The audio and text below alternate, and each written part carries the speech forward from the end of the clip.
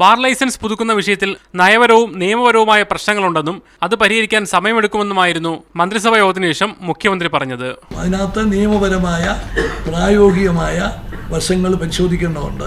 വിഷയം ചർച്ച ചെയ്യാനായി മുഖ്യമന്ത്രി Oommen Chandy, KPCC president VM Sudheeran, ആഭ്യന്തരമന്ത്രി രമേശ് ചെന്നിത്തല എന്നിവരുടെ യോഗം 4:10 KPCC ആസ്ഥാനത്ത് തുടങ്ങി. ചർച്ചയിൽ കാര്യമായ പുരോഗതിയുണ്ടെന്നായിരുന്നു ചർച്ചയ്ക്ക് ശേഷമുള്ള VM സുധീരന്റെ ആദ്യ പ്രതികരണം.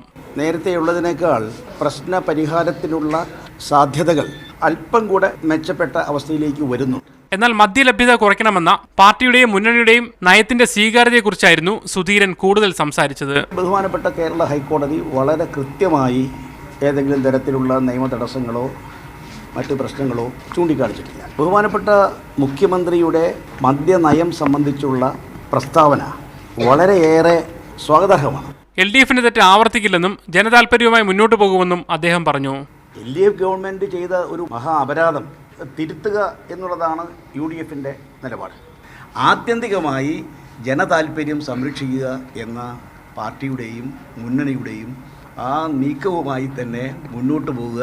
പാർട്ടിയിൽ സമവായം ഉണ്ടായില്ലെങ്കിലും UDF നേതാക്കളുമായി ചർച്ച നടത്താമെന്ന തീരുമാനമാണ് ഇന്നത്തെ ചർച്ചയിലുണ്ടായ പുരോഗതി. ഘടകകക്ഷി നേതാക്കളുമായി ഒറ്റയ്ക്കൊറ്റയ്ക്ക് ചർച്ച നടത്താനാണ് തീരുമാനം. ആദ്യ ചർച്ച ബുധനാഴ്ച നടക്കും.